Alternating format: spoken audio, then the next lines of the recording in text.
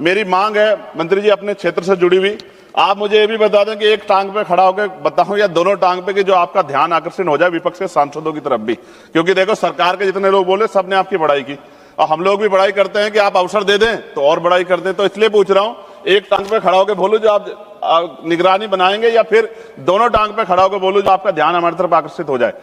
मंत्री जी, अमृत भारत स्टेशन योजना के अंतर्गत नगीना रेलवे स्टेशन का नवीनीकरण का काम जल्द से जल्द पूरा हो जाए और साथ साथ रेलवे का जो प्लेटफॉर्म नंबर 2 है नगीना में, उसकी लंबाई बढ़ा दो, क्योंकि महिलाओं को पीछे उतरना पड़ता है। ये बात मैंने कई बार कही, इसलिए मैंने कहा कि एक टांग पे खड़ा होकर सुन लीजिए कम से कम, मगर ध्यान तो आकर्षण कीजिए।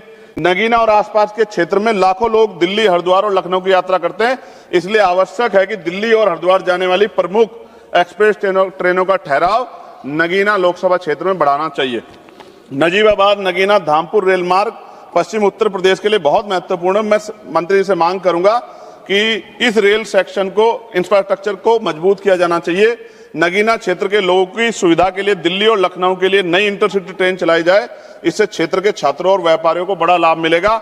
धामपुर नगीना से दिल्ली के लिए सीधी ट्रेन चलाई जाए, नजीबाबाद से नगीना और धामपुर होते मुंबई के लिए ट्रेन चलाए। मेरी बहुत पुरानी मांग हो गई है लंबे समय से कि ये मांग पूरी हो जाए और सेौरा, किरतपुर, हल्दौर, नगीना, धामपुर आदि स्थानों पे फ्लाईओवर अंडरपास की मांग का काम जल्द पूरा हो जाए। आपको याद है, आप भी कहते हैं, बहुत सारे मंत्री कहते हैं 1-1 मिनट कीमती है। अब 1 मिनट का जो वैल्यू है वो यहाँ पर लगती है, लेकिन वहां 15-15, 20-20 मिनट खड़े होना पड़ता है। और ये डिजिटल इंडिया है, विश्वगुरु भारत की बात होती है सरकार की तरफ से, कहाँ है वो?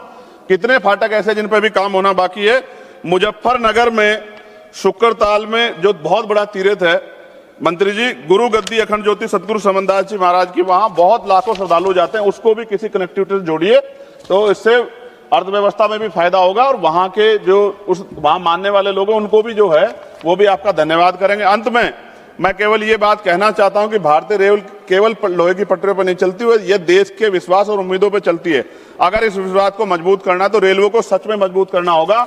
और नगीना लोकसभा दूसरे राज्य को भी जोड़ती है, इधर हरिद्वार और इधर कोटद्वार, तो नगीना से होके निकलते हैं, दोनों राज्य का वो जोड़ है। मेरा आपसे आग्रह है कि नगीना की जो मांगे मैंने रखी है मंत्री जी, अगर आप इनको पूरा करेंगे तो ये स्पष्ट होगा कि आपकी कथनी और करनी में फर्क नहीं है। अगर आप सिर्फ सत्ता पक्ष के लोगों के काम करोगे तो इससे स्पष्ट होगा कि आपकी सरकार सबकी सरकार नहीं है, आपकी सरकार सिर्फ अपने लोगों की सरकार है। और जहां के लोगों ने आपके खिलाफ वोट किया है उनके अधिकारों का संरक्षण भी, क्योंकि अब तो आप मंत्री किसी पार्टी के नहीं, आपको करना ही पड़ेगा। ये भी मैं आपसे आग्रह करता हूं। बहुत बहुत धन्यवाद सभापति। जय भीम, जय भारत।